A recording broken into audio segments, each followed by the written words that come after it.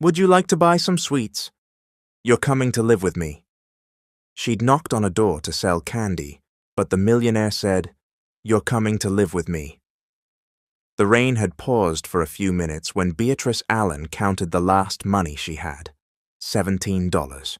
Her 3-year-old daughter had been twisting restlessly in bed for 2 days.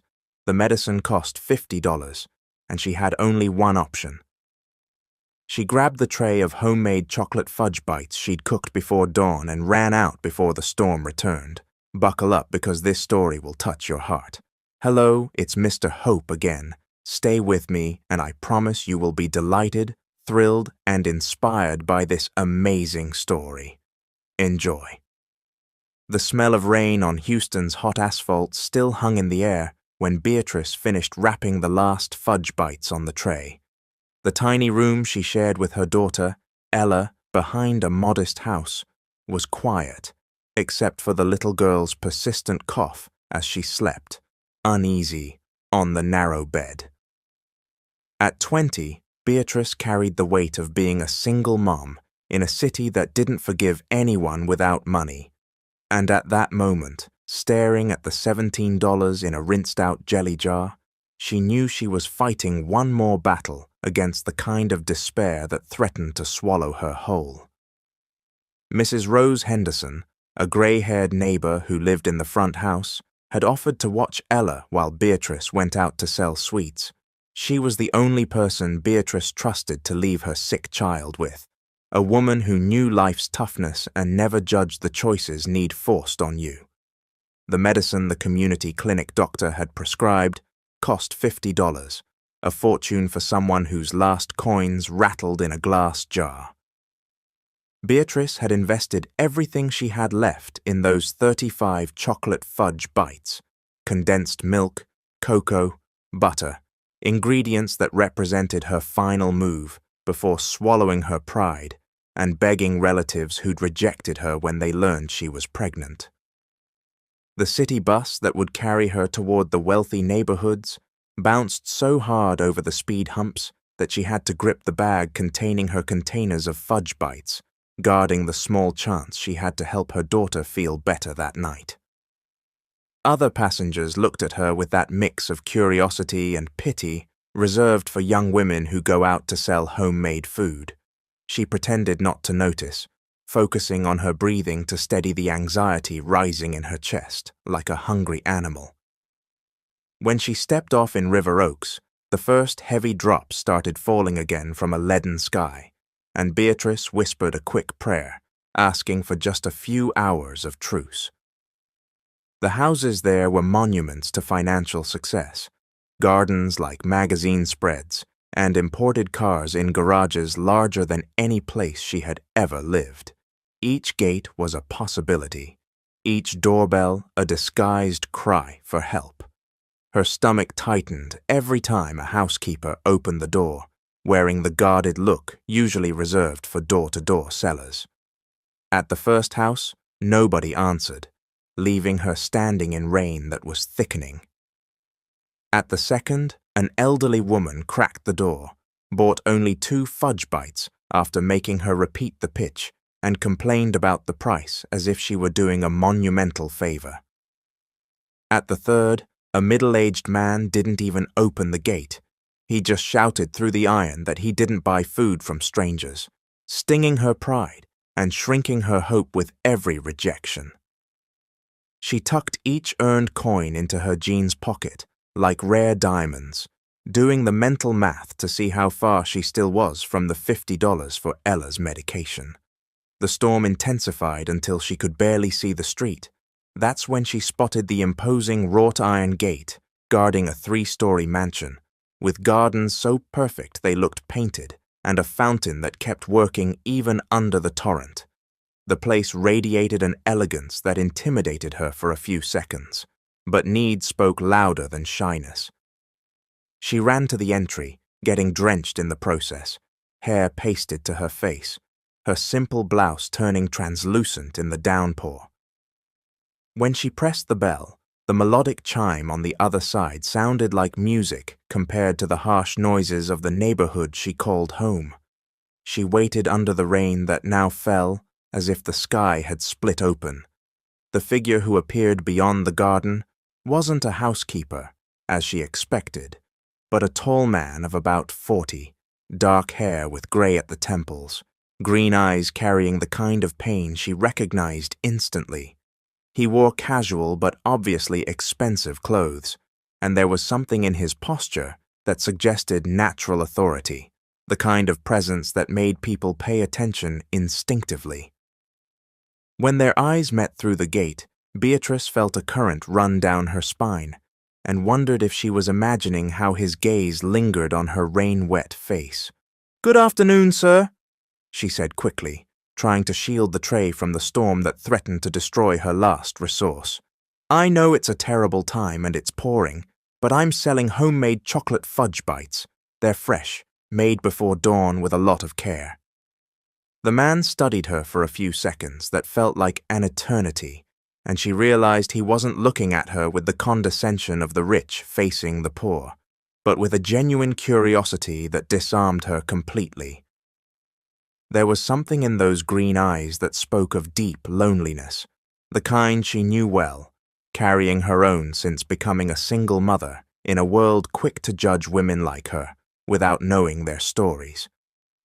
"You came out in this storm to sell sweets?" he asked, opening the gate without making her beg. "My daughter's been sick for 2 days. I need the money to buy her medicine," Beatrice said, betting on honesty. Lies took energy she no longer had.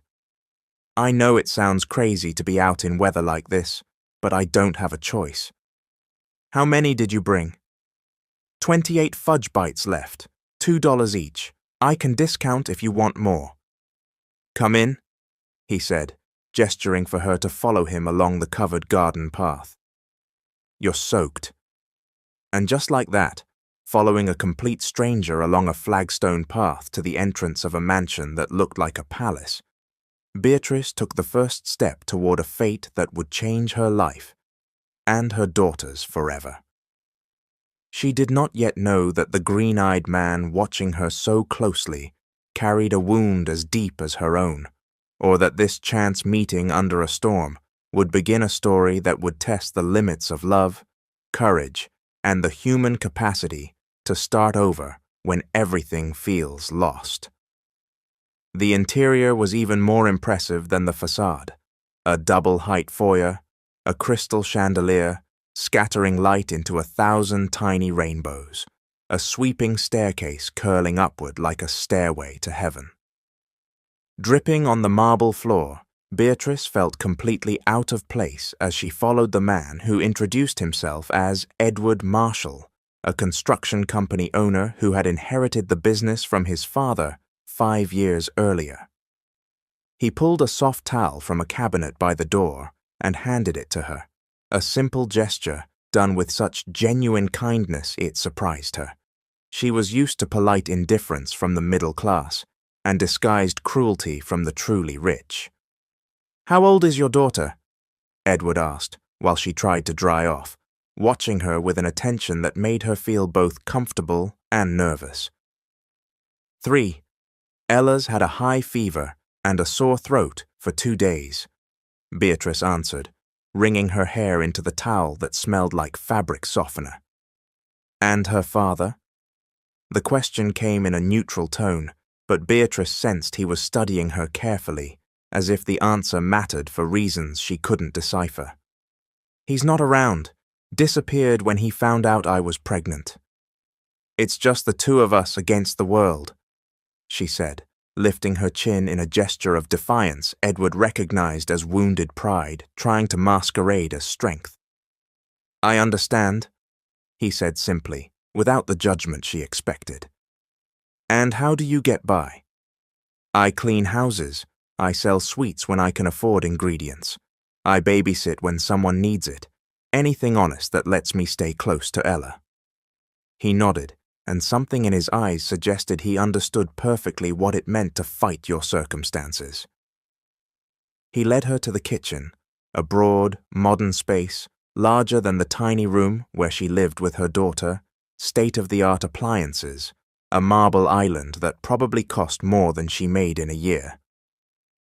"How much do you need for the medicine?"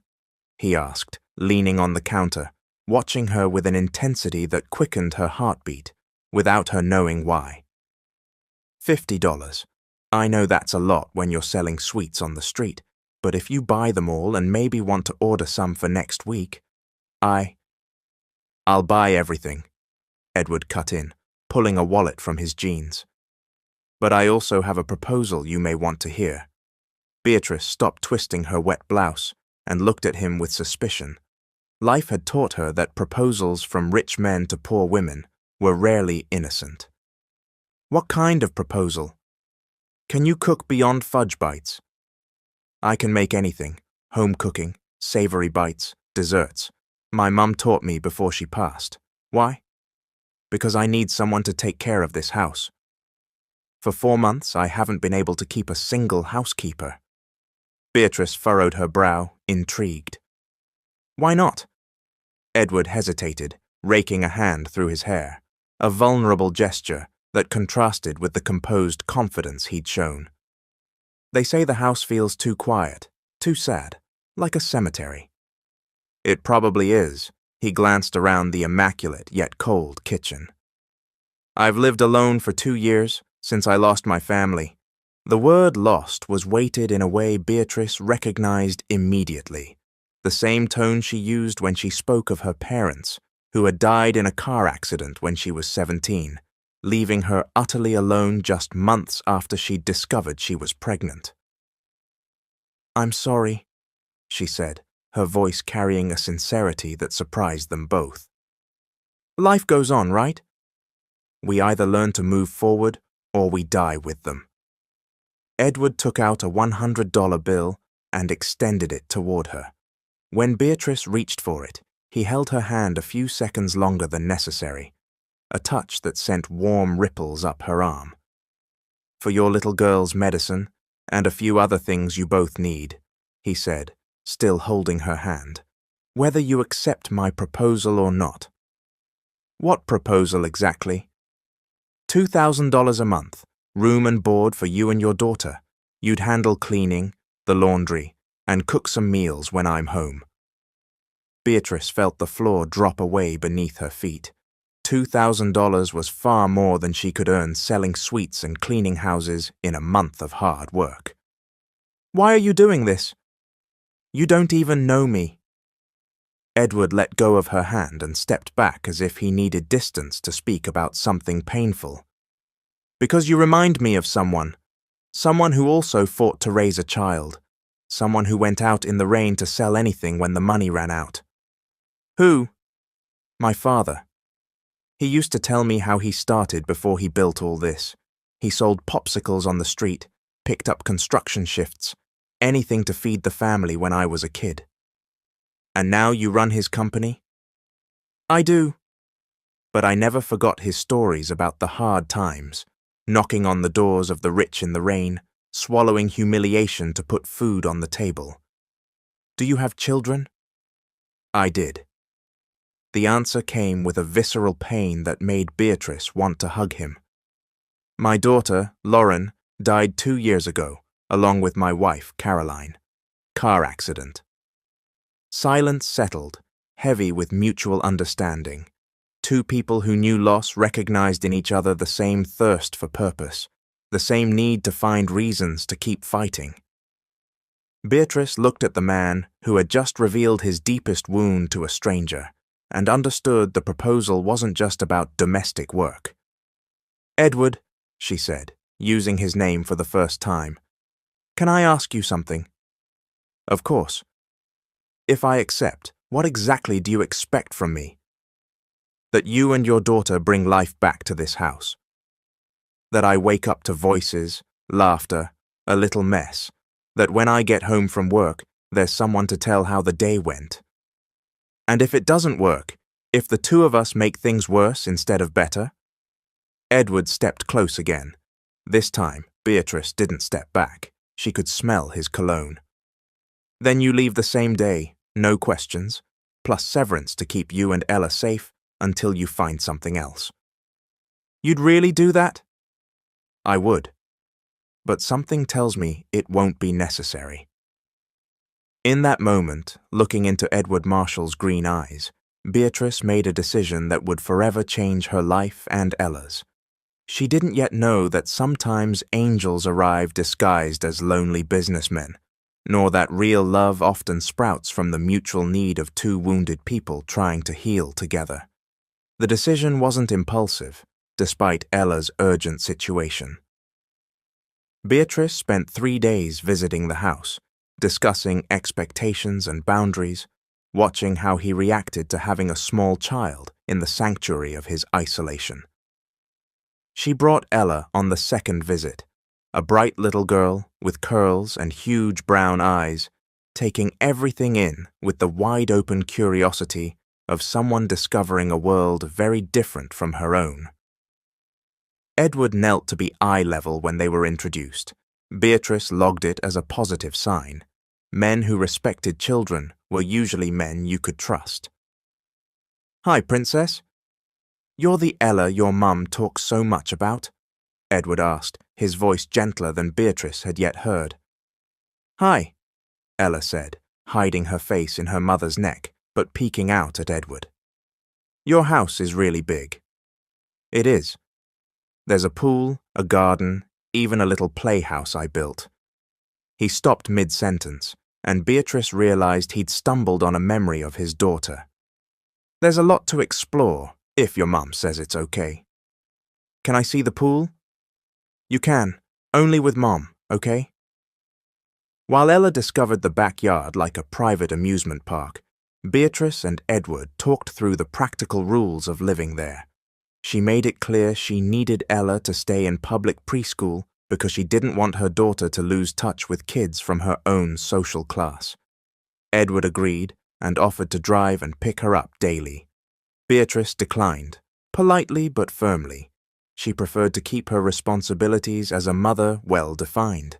They settled on Monday through Friday work, weekends off, and that their relationship would be strictly professional, at least until both better understood the dynamics of this unusual situation. Move-in day came on a sunny Saturday morning, Ella dashing from one end of the place to the other as if it were the most exciting day of her life. Their belongings fit into 2 small suitcases and a few plastic bags, a stark contrast to the luxury of the house. Edward had prepared a room at the back of the property, small but cozy, with a full bed for Beatrice, a twin bed for Ella, and even a few basic toys he'd bought for a child he didn't know. When Ella saw a bed all to herself for the first time, she squealed and bounced on the mattress like a trampoline, a sound that made Edward smile with sweet, aching nostalgia. "Mummy, can I sleep here tonight?" "You can, sweetheart. Now it's your bed. Is Uncle Edward going to live here with us?" "No, honey. Uncle Edward lives in the big house. We live in this little room, but we're his friends." "Friends?" Beatrice confirmed, noticing Edward standing in the doorway, watching the exchange with an expression she couldn't quite read. The first days were a careful dance among strangers, learning to share a space without invading each other's emotional territory. Beatrice rose at 6, made coffee for everyone, took Ella to preschool, then returned to tend a house larger than any she'd worked in. Edward left early for his construction firm and returned late afternoon, always polite, always maintaining the respectful distance they'd agreed on. Yet sometimes she felt his eyes on her while she worked, a tension that wasn't professional at all, though neither of them was ready to admit what was growing between them. "Good morning," he'd say, passing through the kitchen to grab the mug she always set out. "Morning. Sleep well?" "Fine. You?" The safe kind of talk that created neither intimacy nor awkwardness, but Beatrice began to notice small details that revealed more about him than he probably wanted. He drank coffee from the same plain white mug every day, a humble cup among shelves of fine china. He never ate breakfast, just black coffee and out the door. He returned at the same time as if his body refused early or late, and he looked at Ella with a mix of tenderness and pain that would break anyone's heart. Ella, for her part, didn't understand social distances or adult agreements. To her, Edward was simply the nice uncle in the big house who always had time to answer her endless questions. Why plants need water, why the sky is blue, why birds can fly and she can't.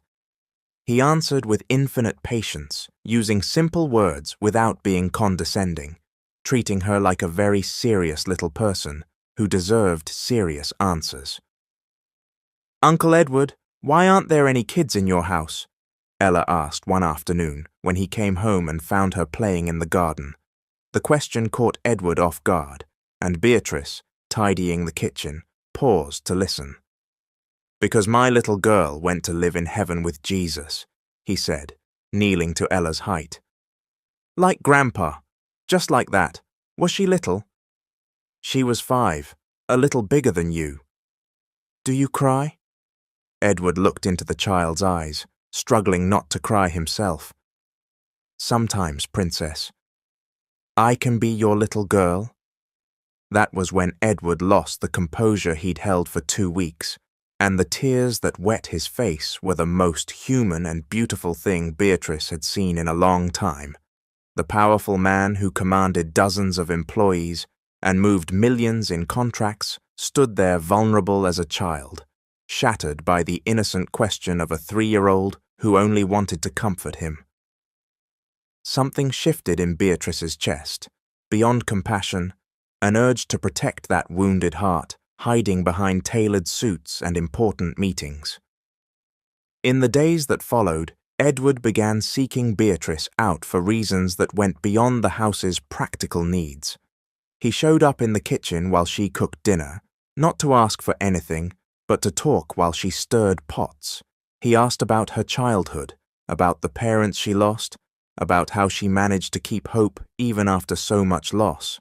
And Beatrice realized he was genuinely interested in knowing her as a person, not just as the efficient employee who kept his home running. She had always been invisible to previous employers, just another piece in the domestic machine. Edward really saw her. "What were your parents like?" he asked on a Thursday afternoon while she seasoned chicken. "My dad was a construction laborer, my mom a seamstress. Simple, hard-working people. They taught me it doesn't matter what you do, as long as you do it with dignity," Beatrice said, smiling at the memory. "They dreamed I'd finish college, have a better life than they did." "Do you want to go back to school?" "I always did. Early childhood education. I want to work with kids, maybe open a little preschool someday." He nodded, and she saw something brighten in his eyes, as if he tucked that detail away for something important later. He began to share fragments of his story too, about the father who built the company from nothing, the pressure of maintaining the family legacy, how lost he'd felt since losing Lauren and Caroline. Beatrice listened with genuine attention, offering comfort when appropriate, but mainly giving him what he clearly hadn't had in a long time, someone who truly cared how he felt. "Sometimes I think I should have died with them," he confessed one night after Ella fell asleep, and they sat talking on the back porch. "If you had, you'd never have met Ella. You'd never have given yourself a chance to start over," Beatrice said softly. "Maybe you survived for exactly that." "Do you believe in destiny?" "I believe some people show up in our lives just when we need them most." He looked at her in a way that made her heart race, as if he saw something in her no one else ever had. Beatrice started realizing his interest in her opinions, her stories, her dreams, was more than polite employerly concern. It was something deeper, more personal. He sought her company, her advice, her presence in a way that spoke of emotional hunger, but also of a genuine connection blossoming between them. "Beatrice," he said one Friday morning while she folded clean laundry, "can I ask something personal?" "You can." "Why don't you ever complain?" "I've never seen you in a bad mood. I've never heard a word of resentment, even knowing everything you've been through." She paused, thinking. Because complaining doesn't change anything, and because I always believed if I was a good person, worked hard, took good care of Ella, one day things would get better. And have they? They have, so much, because of the job. She hesitated, then added, "Because of you," and blushed at how it sounded. He stepped closer, close enough for her to catch that clean, understated cologne. "Beatrice." "Yes? You know you're not just an employee to me, right?" Her heart stumbled. "Edward, you and Ella brought life into this house in a way I didn't think was possible. You two—" The doorbell cut him off. They stood suspended for a heartbeat, the moment between them like an unkept promise. Edward sighed, frustrated.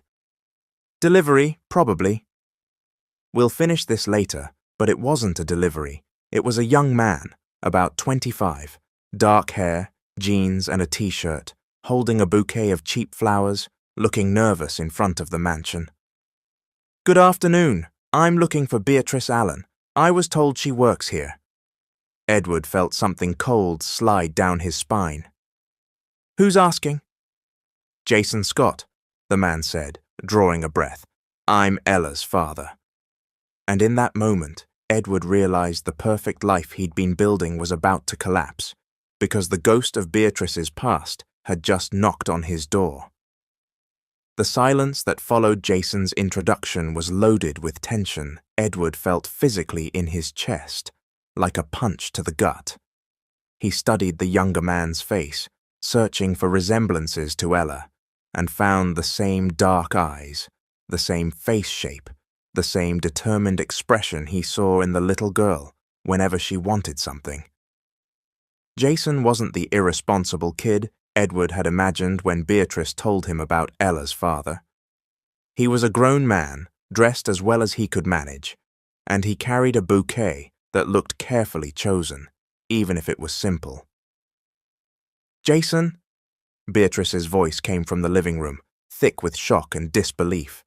She appeared beside Edward, still holding the shirt she'd been folding, her face pale as if she'd seen a ghost.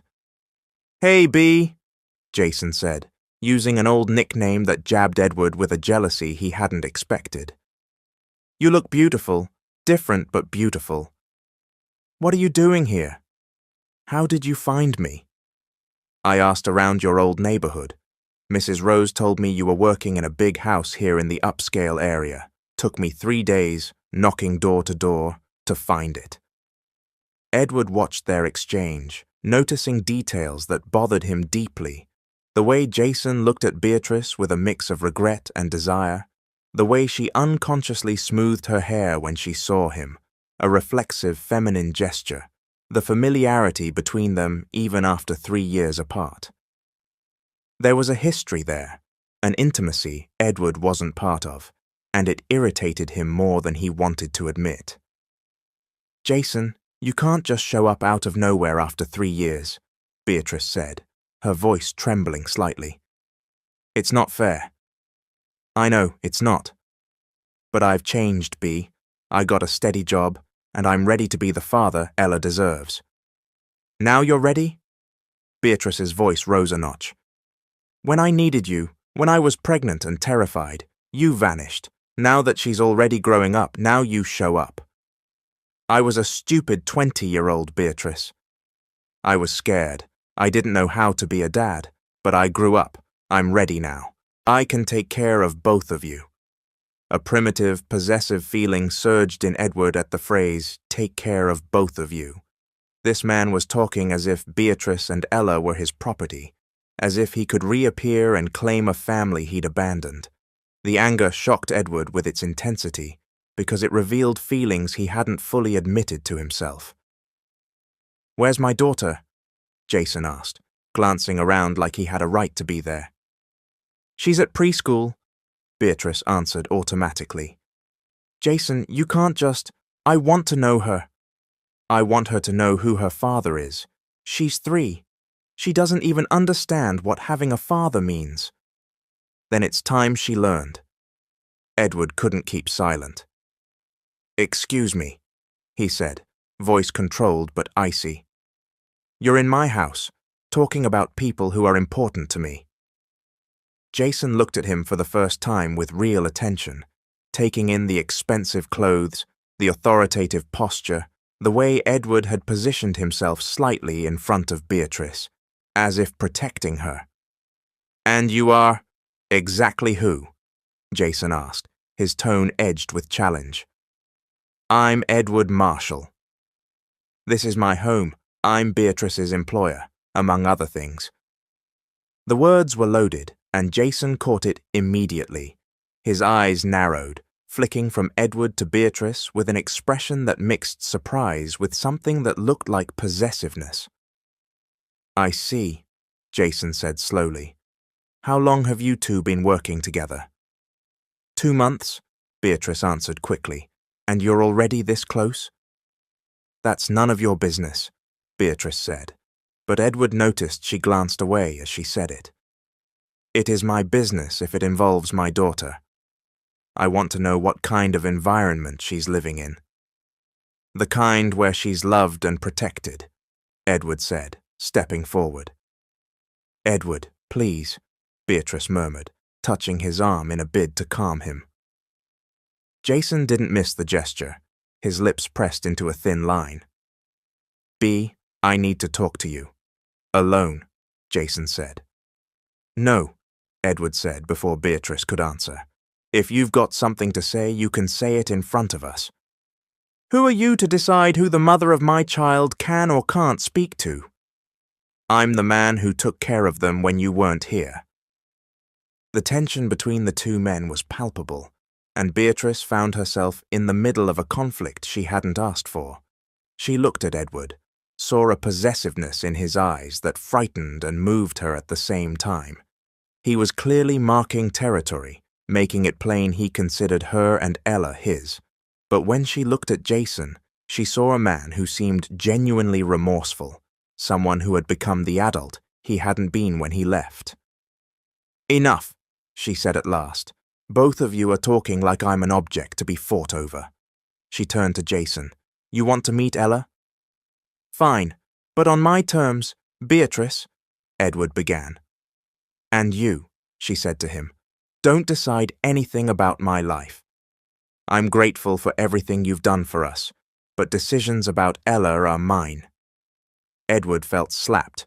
Beatrice was right, of course, but being put in his place hurt more than it should, because it revealed that, however close they'd become, however much he felt they were his family, legally he was nothing, just the rich employer who'd grown too attached to his housekeeper and her child. "You're right," he said, stepping back. "I'm sorry for intruding." Beatrice saw the hurt in his eyes and felt her heart clench. She hadn't wanted to wound him, but she couldn't let him make decisions about her and Ella as if he owned them. "Jason, come back tomorrow afternoon. Ella gets home from preschool at 5. You can meet her, here, with me supervising." "Okay, thank you." Jason started to leave, then paused at the door. "Oh, and Edward, I hope you understand I'm here to win my family back. I won't give up easily." When the door closed, Edward realized he was about to fight the first real battle of his life for something that truly mattered, because he wouldn't let anyone take away the two people who had given meaning to his existence again. The night after Jason's visit was one of the tensest the house had known since Beatrice and Ella arrived. Edward barely touched the dinner she'd prepared, pushing food around his plate while staring off, a shadow on his face she'd never seen before. Ella, blissfully unaware of adult tensions, chattered about drawings she'd made at preschool, but even her contagious excitement couldn't thaw the chill at the table. "Edward, are you all right?" Beatrice asked at last when Ella left to play in the living room. "Fine," he said curtly, but his expression said otherwise. "You barely ate. Want me to make something else?" "The food's great, Beatrice, as always." Something in the way he said, "as always," sounded almost bitter, as if her constancy was something he took for granted, but now felt threatened. Beatrice recognized the tone. A man terrified of losing something important and not knowing how to express it properly. She wanted to reassure him, but the truth was she didn't know what would happen next either. Jason's appearance had shaken everything that seemed to be falling into place. The next day, Edward left for work earlier than usual and returned exactly at 5 o'clock, 15 minutes ahead of when Jason had said he'd come. Beatrice noticed he'd changed clothes, wearing a dress shirt that made his commanding presence even sharper. He had the air of a man preparing for battle. When the doorbell rang, Edward answered it himself, a clear demonstration that this was his house, his territory, and any visitor would go through him first.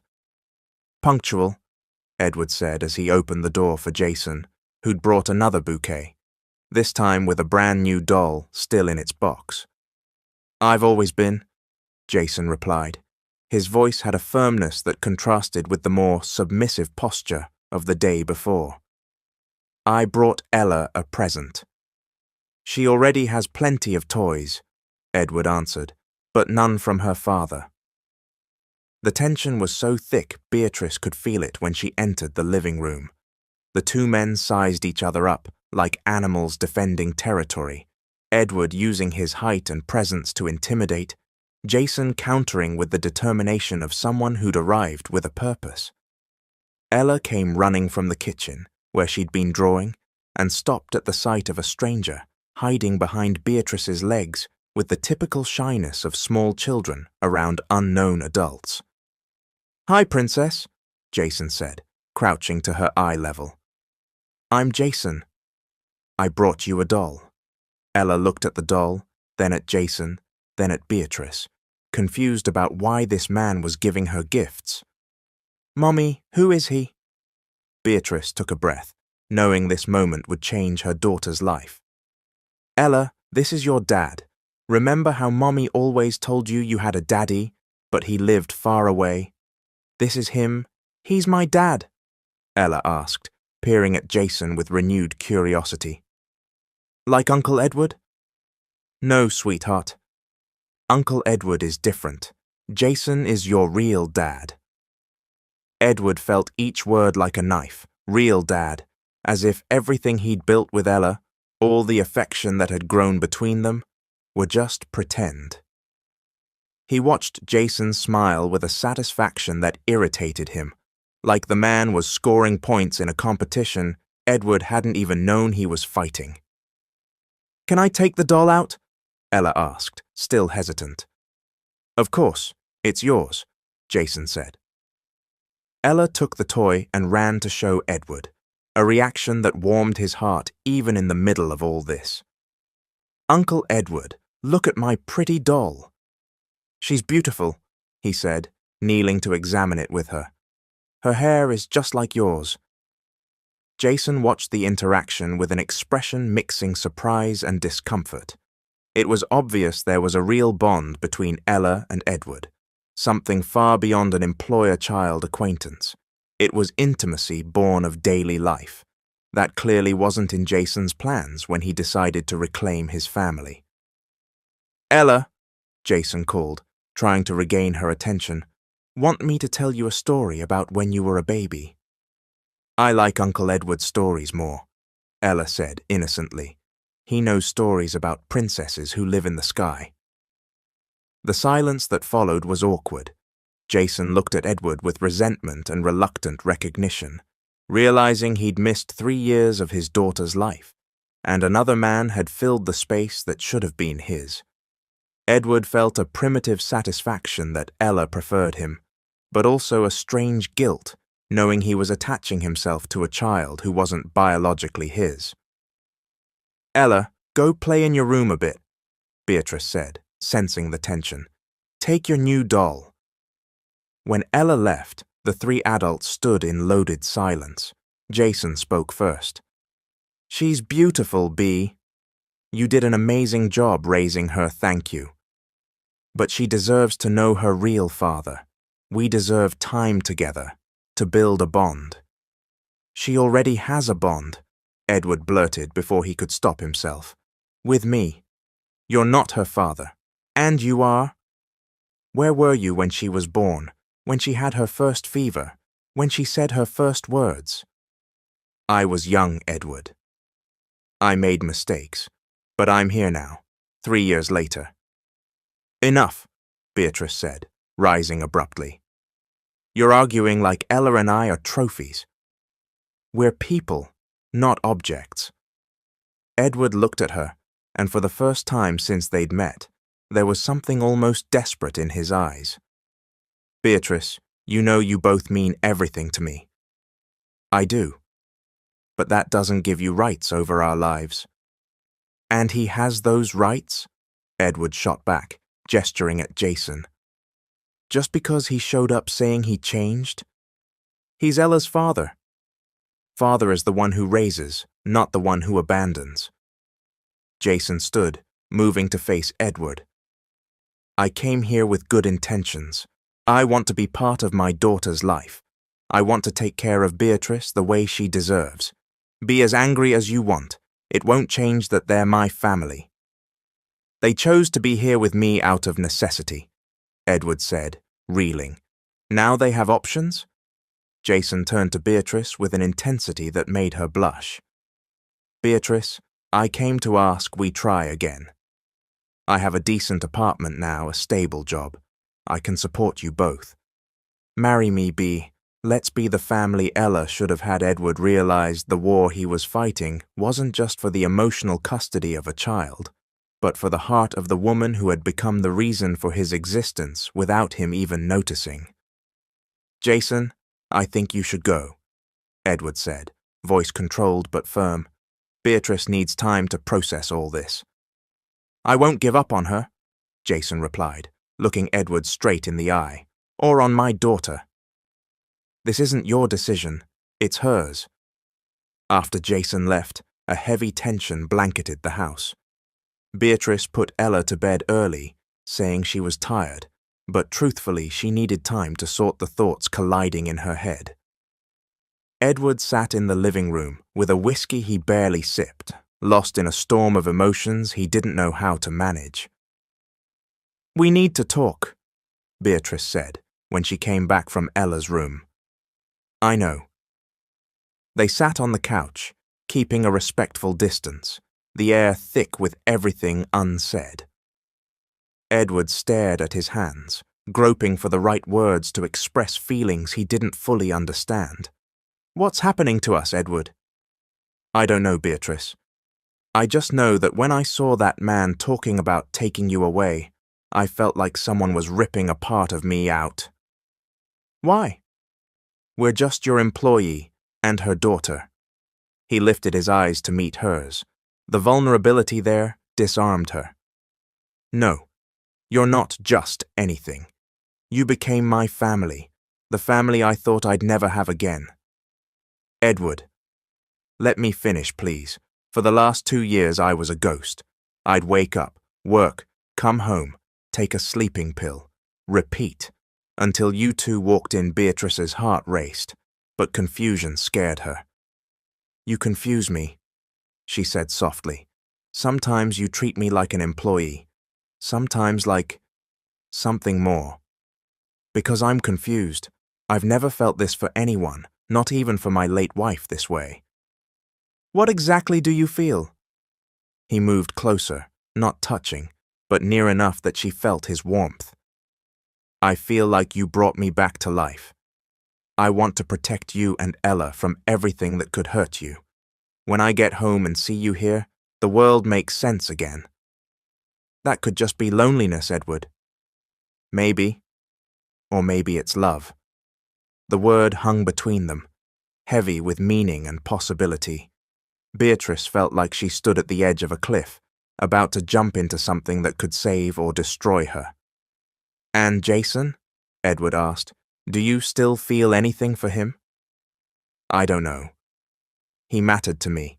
He was my first love, but that was a long time ago. He wants you both back. I know. And part of me thinks Ella deserves her father present. It felt like a punch to Edward's gut. even after he abandoned you. People change, Edward. You said yourself you changed after we arrived. That's different. Why? Because I would never abandon you.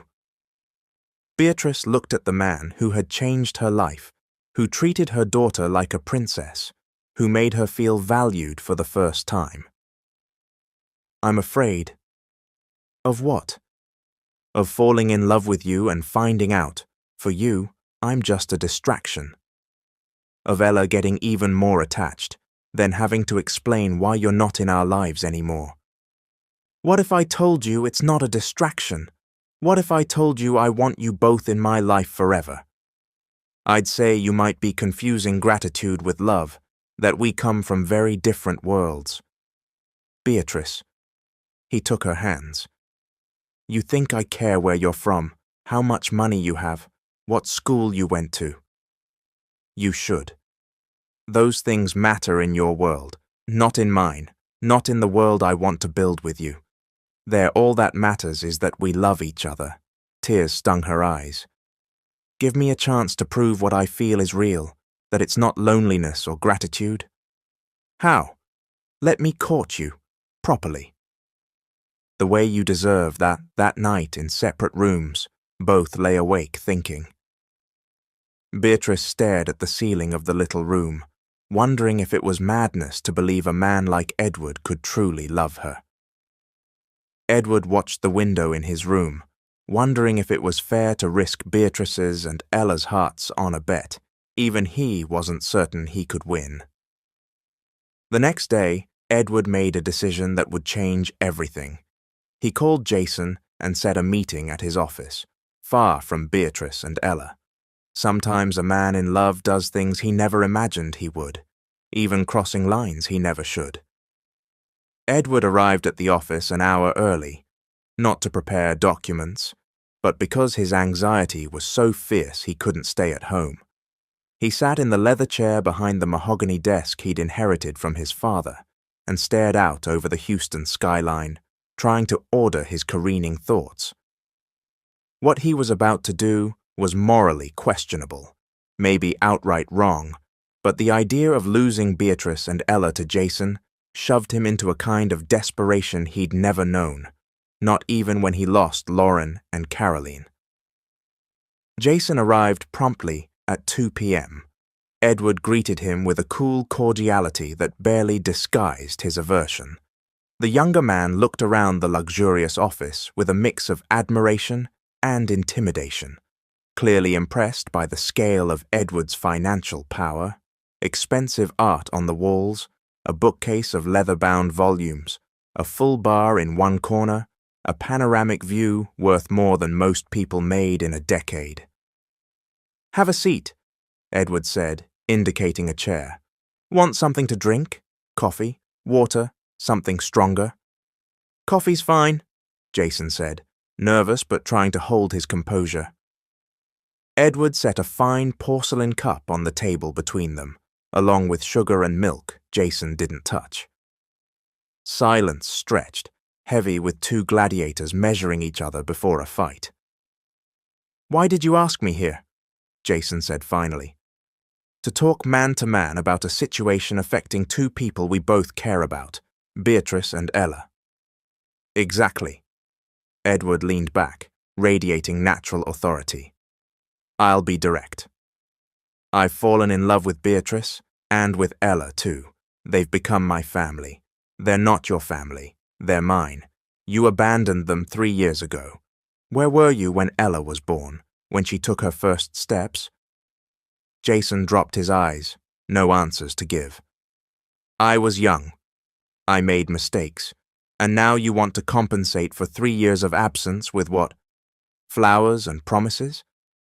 With presents, with love, with a real family.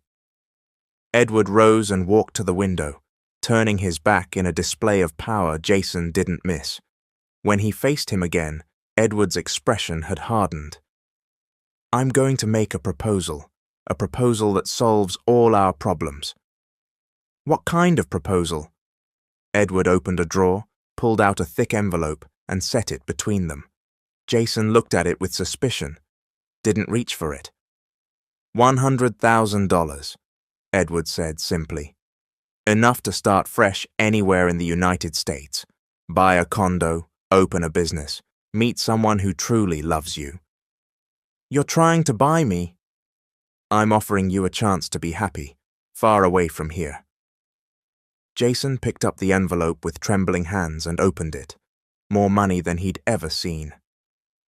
Bundles of hundreds, financial freedom for someone who'd always scraped by. And in return, you disappear from Beatrice's and Ella's lives forever. No calls, no letters, gone as if you never existed. You're insane if you think I'll sell my daughter. I'm not buying your daughter, I'm buying your absence. Something you already gave for free for 3 years. The words hit Jason like a slap, brutally true. He looked at the money, at Edward, back at the money. $100,000 was more than he'd make in 5 years at the department store sales job he'd finally landed. Beatrice will hate me if she finds out you did this, Jason said. His voice had already lost conviction. She won't find out. This stays between us. And if I say no... Edward leaned over the desk, hands braced on the wood, posture intimidating. Then we compete on equal footing, my resources against yours, my stability against your promise of change, my ability to provide healthcare, education, a future you'll never match. You think money buys love? No, but it buys opportunities. It pays for medical care when a child's sick. It pays for good schooling. It buys a future you simply can't offer. Jason was silent for long minutes, locked in a war between conscience and need. $100,000 was a chance to restart life, to be someone, to stop fighting poverty that had shadowed him since childhood. If I accept, he said finally, how do I explain it to Beatrice? Make something up. Say you got a job in another city, met someone, realized you're not ready to be a dad. Anything but the truth. And Ella?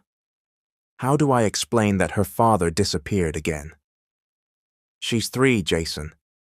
In 6 months, she won't even remember your face. The cruelty made Jason flinch, but it also made him realize Edward might be right. Ella was too young to grasp concepts like abandonment. To her, he'd be just another adult who came and went. 100,000, Jason repeated, gripping the envelope. $100,000, and your word, you'll care for them like they're your own, better than I ever could. Jason looked out at the city below, picturing the life of struggle if he stayed to compete with Edward. The cramped apartment, the paycheck that barely covered his own needs, the constant uncertainty. All right, he said at last, sliding the envelope into his jacket. I accept. Relief and self-disgust washed through Edward. He'd gotten what he wanted, at the price of his own integrity. When are you leaving? Tonight, I'll tell Beatrice I got a job in New York City, an opportunity I can't pass up. And you'll never come back? Never. When Jason left the office with $100,000 in his pocket, Edward stood alone at the window, asking himself whether a man in love had the right to do anything to protect his happiness. He had bought Ella's father's absence, paid to make his rival disappear. He didn't know he'd just planted the seeds of a crisis that would almost destroy the only thing that really mattered, the trust of the woman he loved. Jason arrived at Edward's house that same afternoon, wearing an expression Beatrice had never seen, a strange blend of relief and guilt that immediately made her suspicious. He asked to speak with her in private, away from Edward and Ella. They sat on the garden bench where she often played with her daughter. The envelope burned in his jacket pocket like a coal, and he struggled to find the right words for the lie he'd rehearsed on the way there. I came to say goodbye, he said, avoiding her eyes. Goodbye? What do you mean? I got a job in New York, a big opportunity, sales manager at a large company, triple what I make here.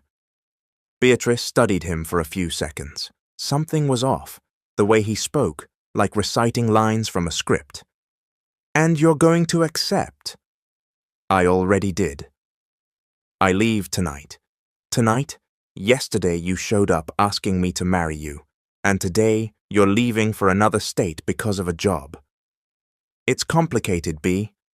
This chance might never come again, and Ella and I, we aren't important. He finally met her eyes. She saw something that scared her, dishonesty, evasiveness that didn't match the determined man from 2 days before. You are important, but I need to get established first, build a solid base before thinking about family. You said you were already established, that you'd changed. I've got a rented apartment and a basic job, Beatrice. That's not real stability. In New York, I can build something bigger, better, for all of us. For all of us? How if you're going alone? He swallowed, tangling himself deeper. When I'm set up there, you two can come too. Jason, look me in the eye and tell me the truth. What's really going on? For a moment, he almost confessed, about the money, about Edward's proposal, about being bought like cheap merchandise, but the weight of the envelope won over his conscience. The truth is, I realized I'm not ready to be a father, to be a husband. I thought I was, but when I saw you two living this good life here, I realized I have nothing to offer. We asked for nothing but presents. I know, but you deserve more. A different kind of pain gripped Beatrice's chest. This time, the rejection felt worse, because he was consciously choosing a career opportunity over the daughter he'd claimed he wanted to know. And Ella, how do I explain this to her? She's 3, B. She won't even remember me. The words came out exactly as Edward had said them, and Jason felt sick, realizing he was parroting that cruelty. Of course she'll remember. She met you, played with you, got a doll from you. Then make something up. Say Daddy had to travel for work and isn't coming back. Beatrice stared, half disbelief, half contempt. You're unbelievable, Jason. You haven't changed at all. I have. That's why I'm making this responsible decision. Responsible? Abandoning your daughter is responsible? It's more responsible than raising her in poverty just to satisfy my ego. Jason stood, eager to end the conversation before he lost his nerve. Beatrice remained on the bench, watching the man who'd been her first love walk away from her and their daughter for the second time. Jason, she called when he was nearly at the garden gate. What? This time, don't come back. If you leave now, I don't want to see you in front of us ever again. I know. He left, and Beatrice was left with a mix of relief and sadness she couldn't explain. Part of her was relieved not to have to choose between Edward and Jason. Part of her was sad to see that Ella's father truly hadn't changed, that he was still the same man who ran when things got serious. When Edward came home an hour later, he found Beatrice in the kitchen making dinner, a thoughtful look on her face that worried him. Where's Ella? Playing in her room. Beatrice, Jason left. Left how? He got a job in New York. He's flying out tonight. Edward's heart sped, but he tried to keep his face neutral. Oh, are you okay? I'm confused. Yesterday he wanted to marry me. Today he's leaving for another state because of work. Maybe he realized he really isn't ready for a family. Maybe. Beatrice stopped stirring the pot and looked at Edward. Or maybe he realized he couldn't compete with you. What do you mean? You have money, a home, stability. You can give me and Ella things Jason never could. Maybe he saw that, and quit guilt stabbed Edward. She was closer to the truth than she knew. And that bothers you? It bothers me that people always think money matters more than love. You think that's why you're here with me? Because of money? I don't know anymore, Edward. Since Jason showed up, everything's been confusing. You acting like you own me, him proposing out of nowhere, everyone deciding my life like I don't have a voice. Beatrice. And now he just leaves, without fighting, without insisting, as if Ella and I weren't worth the effort. Edward stepped toward her to comfort her, but she moved back. No, I need time to think about all this, about us. What do you mean? That maybe I should look for another job, leave here before this gets even more complicated. It felt like the floor vanished beneath Edward. You can't leave. Why not? Because you pay me well? Because it's convenient for you to have someone care for your house? Because you love me? Or because you love the idea of having me here, grateful with no other options? The accusation hurt more than he expected because it poked at an insecurity he'd avoided examining. Did he truly love Beatrice, or just love the convenience of having her there, tending his house and wounded heart? That night, after putting Ella to bed, Beatrice sat alone in the small room, thinking through the last few days. Jason had vanished again, proving he hadn't changed. Edward had declared himself in love, but in a way that made her feel more captive than cherished, and she was in the middle, trying to decide which path to take. "Mommy!" Ella's sleepy voice jolted her. "Where's Uncle Edward? He didn't come say goodnight. He was busy, sweetheart." "And the man who brought the doll? Is he coming tomorrow?" Beatrice's heart squeezed. How do you explain to a 3-year-old that her father had disappeared again? "No, honey. He had to travel for work. When's he coming back?" "He's not coming back, Ella." "Why?" Because he lives very far away now." Ella was silent for a few seconds, processing with a little kid's simple logic. "So, Uncle Edward is my dad now?" In that innocent question, Beatrice realized her daughter had already made the choice she herself was struggling to make, and maybe it was time to stop running from her own feelings. The question echoed in Beatrice's head all night, keeping her awake.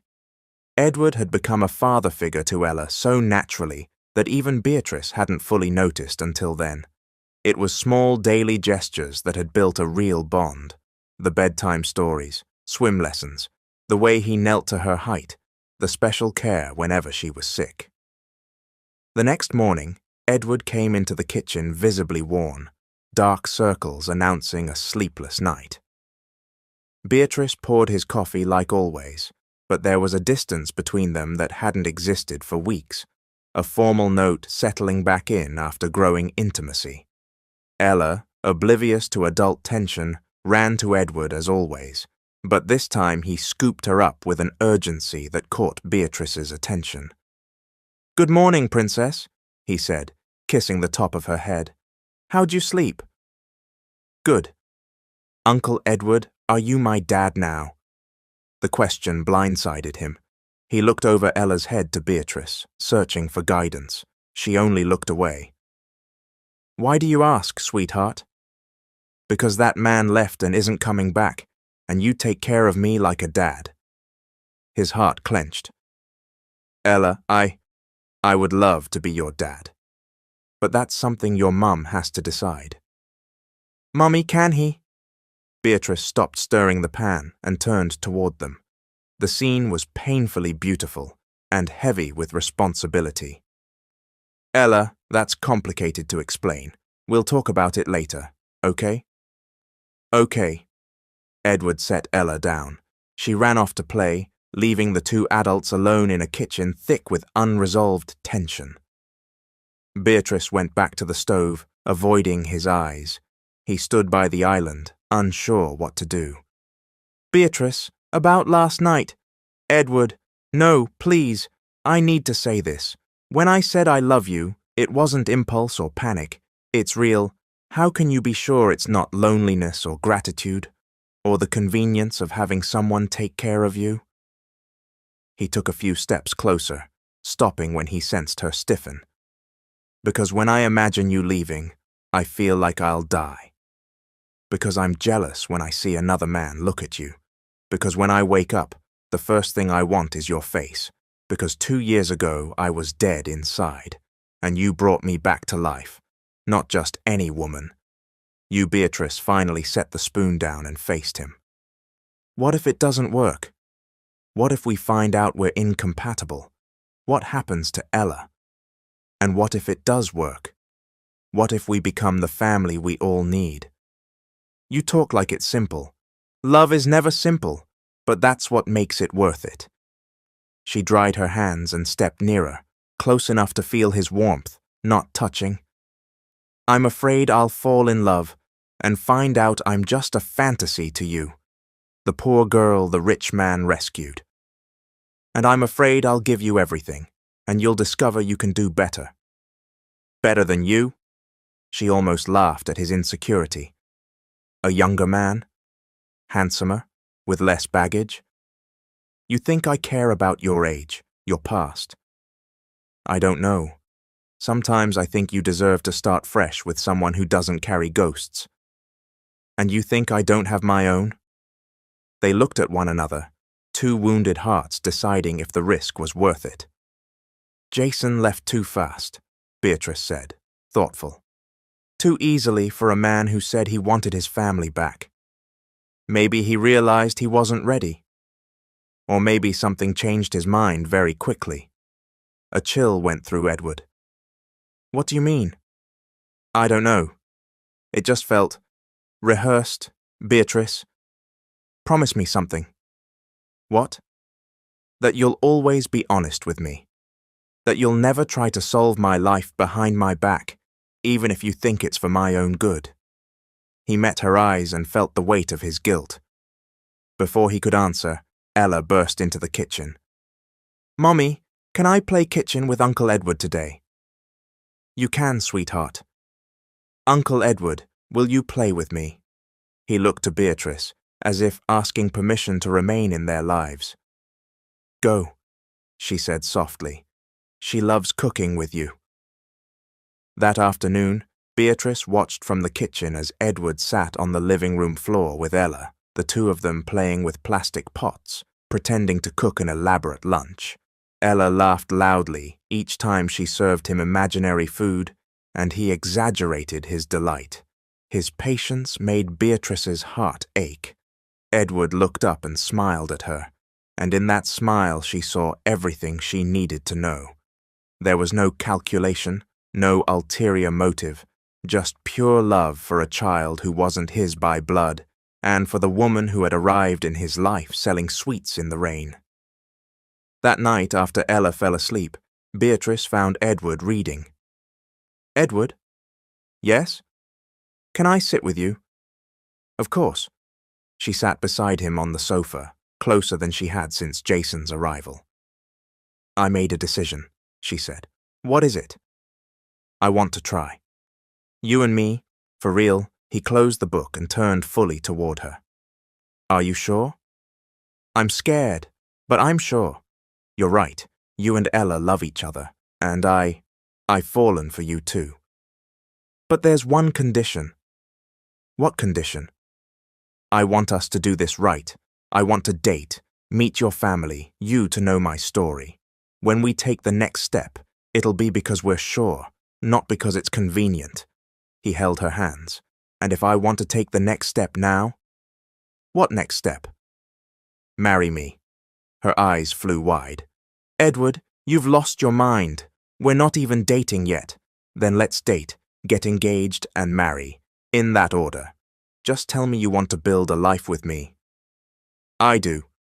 Very much. Then that's what matters. He kissed her there on the couch, a kiss of promises and the future of a family that had formed unnoticed. When they pulled apart, both had tears in their eyes. Edward. Thank you.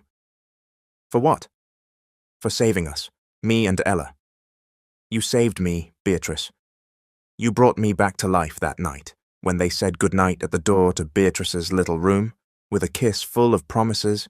Both knew they'd found something rare and precious, a second chance at being truly happy. The guilt Edward carried since handing Jason the envelope had become an unbearable weight, eating him alive. Every time Beatrice smiled at him, every time she spoke of trust and honesty, every time Ella called him Daddy Edward with innocent joy, he felt like he was living a growing lie. The happiness he should have been basking in was poisoned by the knowledge he'd built it on dishonesty. On a Tuesday night, he couldn't bear the secret any longer. Beatrice was in the kitchen, washing dishes after dinner, humming a tune she'd heard on the radio.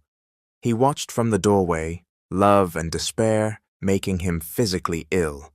She looked more beautiful than ever, hair tied back, a simple blouse highlighting her natural beauty, and a lightness in her movements that spoke of a woman finally at peace with herself and her choices.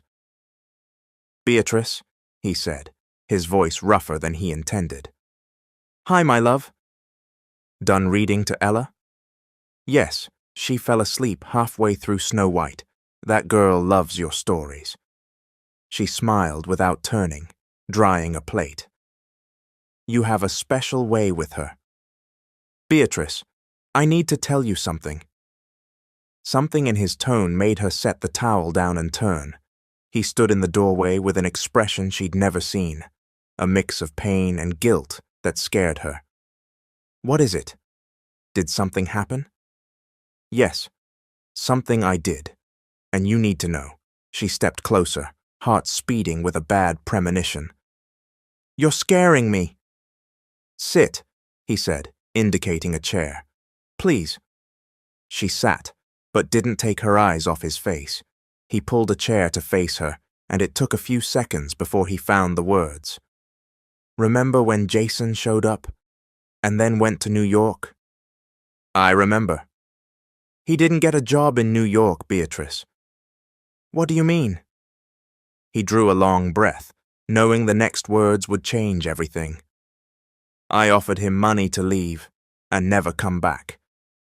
$100,000. The silence was deafening. Beatrice stared at him as if he'd spoken another language, slowly processing. You did what?" "I met him at my office and offered $100,000 to disappear from your lives. He accepted." Beatrice stood so abruptly the chair nearly toppled. Color drained from her face. In her eyes he saw shock, betrayal, and something like disgust. "You bought my daughter's father's absence." "Beatrice, let me explain." "Explain what, Edward? That you thought you could buy my happiness? That you thought I was something to be negotiated?" "That's not it. I was desperate, afraid of losing you." "So you figured bribing Jason was the solution?" He stood, reaching for her, but she stepped back as if he were contagious. "I panicked when I saw him trying to take you back." "I couldn't think straight." "Couldn't think straight?" She shot back. "You planned it. You set the meeting. You prepared the cash. You convinced him to accept. It was the desperate act of a man in love. It was the act of a man who thinks he can buy anything, including people." Tears rolled down her face, but they weren't sadness. They were indignation, betrayal, the shattering of trust. "How can you say you love me and treat me like an object?" "Please, listen." "No. You lied to me all these days. Every time I talked about honesty, about trust, you knew we were living a lie. I was going to tell you." "When?" "When it was convenient, when you were sure I wouldn't leave." He felt like he was drowning. "What are you going to do?" She looked at him with a mixture of contempt and disappointment. "I'm leaving. Ella and I. Beatrice. We're leaving this house, Edward. I can't stay with a man who thinks he can buy my life." "Where will you go?" "Not your problem. You lost the right to worry about us when you decided we were merchandise for sale." That night, Beatrice packed in silence while Edward stood in the doorway, helpless, watching his family fall apart before his eyes. When she finished, she turned one last time. What you did wasn't just wrong, it was humiliating for me, and for the memory of what I thought we had. And the worst part is, it worked. Jason actually sold me for $100,000. Edward watched her walk out the front door, carrying the suitcases and Ella on her hip, the little girl crying because she didn't understand why they were leaving the place where she was happy. The car she'd called disappeared into the night, taking with it the only two people who gave his life meaning. When the house fell completely silent, Edward realized he'd achieved exactly what he was trying to avoid. He'd lost his family, this time by his own hand. In the days that followed, Edward learned there are mistakes money cannot fix, and earning forgiveness from the person you love sometimes demands far more than a declaration. It requires proving you deserve a second chance. The 15 days after Beatrice left were the darkest of Edward's life since losing Lorraine and Caroline.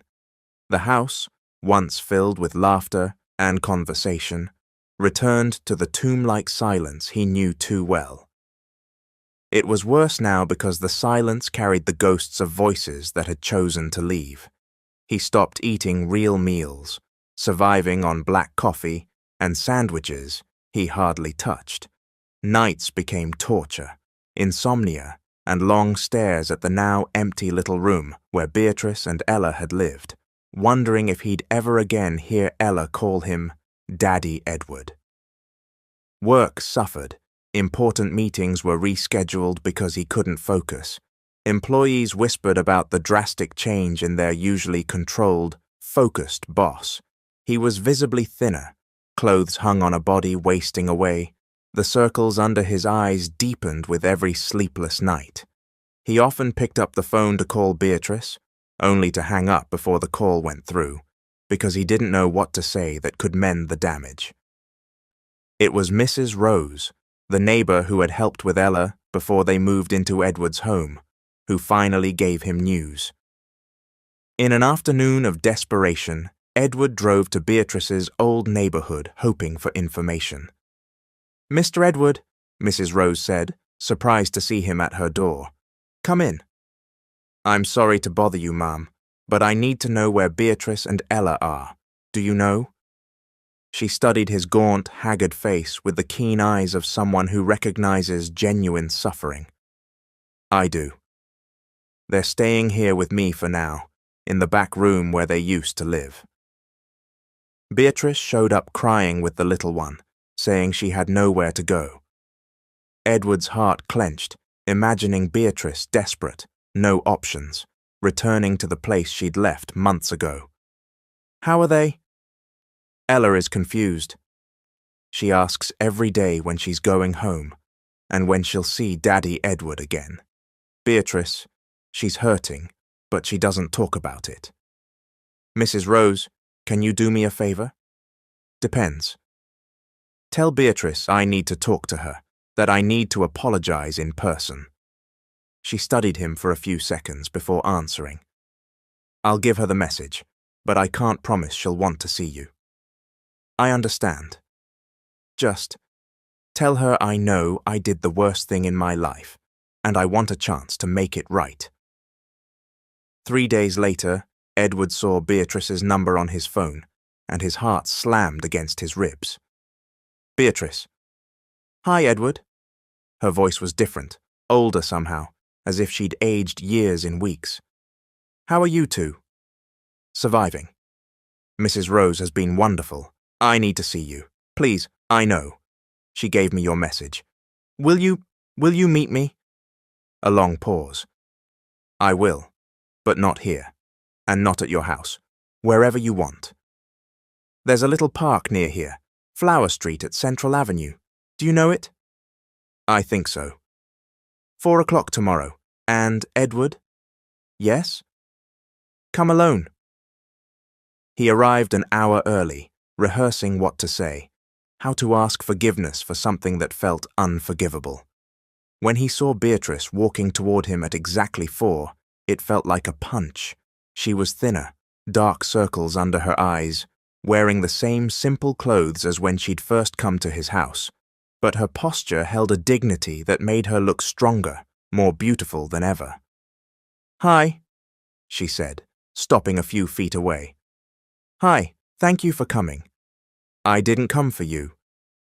I came because I need answers." He stood, and she immediately noticed how much weight he'd lost, clothes too loose, green eyes dull. "First, I want to apologize for what I did, for how I did it, for lying," he said. "Why did you do it, Edward? Explain how a man who says he loves me thinks he can buy me." "Because I was terrified of losing you both.